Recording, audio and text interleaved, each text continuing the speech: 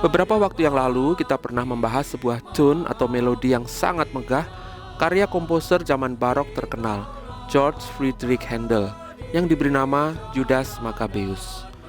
Waktu itu melodi ini dipasangkan atau digunakan untuk menyanyikan sebuah himne Advent ciptaan Friedrich Heinrich Ranke yang berjudul Putri Sion Nyanyilah. Kali ini melodi yang sama digunakan untuk menyanyikan sebuah himne Paskah. Seperti yang pernah saya sampaikan sebelumnya, penggunaan melodi yang sama untuk menyanyikan beberapa himne yang berbeda adalah hal yang biasa. Pada masa itu, himne-himne ditulis dengan mengikuti struktur pola irama tertentu yang disebut dengan meter. Dan himne dengan meter yang sama dapat dinyanyikan dengan tune atau melodi yang menggunakan meter yang sama pula. Namun seiring waktu, tune tertentu lebih sering digunakan untuk menyanyikan himne tertentu yang dianggap lebih cocok. Demikian pula dengan tune Judas Maccabeus ini, yang sebenarnya lebih sering digunakan untuk menyanyikan himne Paskah yang akan kita bahas kali ini daripada himne yang lain, termasuk himne Advent Putri Sion Nyanyilah. Himne ini berjudul A toi la gloire o ressuscité, yang berarti bagimulah kemuliaan, o engkau yang bangkit. Ditulis dalam bahasa Perancis oleh Edmond Louis Boudry, seorang pendeta Free Evangelical Church di Vevey, Swiss pada tahun 1884. Himne ini kemudian diterjemahkan ke dalam berbagai bahasa, di antaranya Inggris, Belanda, dan Denmark. Dan pada tahun 1984, 100 tahun setelah digubah, Yamuger menerjemahkan himne ini ke dalam bahasa Indonesia dengan judul Dikau yang Bangkit Maha Mulia, dan menerbitkannya dalam Kidung Jemaat nomor 194. Inspirasi utama himne ini berasal dari surat 1 Korintus pasal 15 mengenai kebangkitan Kristus, khususnya ayat ke-55 yang berbunyi, Hai maut, di manakah kemenanganmu? Hai maut, di manakah sengatmu? Dan ayat ke-57 yang berbunyi, Tetapi syukur kepada Allah yang telah memberikan kepada kita kemenangan oleh Yesus Kristus Tuhan kita. Kata victoire dalam bahasa Perancis atau dalam bahasa Inggris victory, yang berarti kemenangan, terdapat di bait pertama dan ketiga dan di setiap refrain nyanyian ini, dan menjadi tema utama himne ini. Dalam versi bahasa Indonesia diterjemahkan secara bebas menjadi jaya dan megah. Dalam bait pertama kita diajak untuk menyaksikan peristiwa di pagi Paskah pertama, ketika malaikat turun dari surga dengan pakaian putih cemerlang, menggulingkan batu penutup kubur, tanda kemenangan atas maut.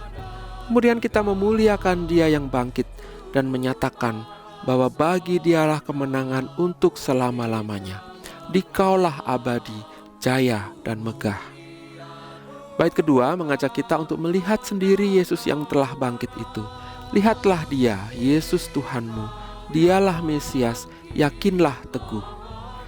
Dalam bahasa aslinya ada kalimat ne doute plus yang berarti jangan ragu lagi. Kemungkinan besar kalimat ini merujuk pada peristiwa perjumpaan Yesus dengan Thomas yang meragukan kebangkitannya.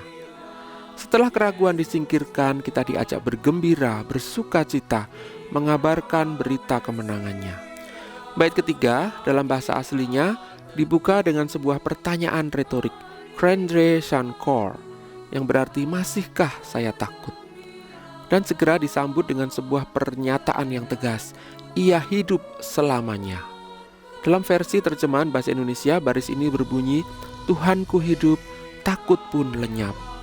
Kemudian dilanjutkan dengan sebuah doksologi atau pujian yang ditujukan kepada Yesus dengan menyebut berbagai gelarnya, yaitu junjunganku, damaiku, kuatku, kemenanganku, hidupku, dan kemuliaanku. Dan bait ini menutup himne ini dengan keyakinan yang kuat bahwa Yesus sudah bangkit, Yesus sudah menang, dan Yesus yang bangkit dan menang itu akan melenyapkan semua ketakutan dan keraguan kita dalam menjalani hidup ini. Selamat Paskah.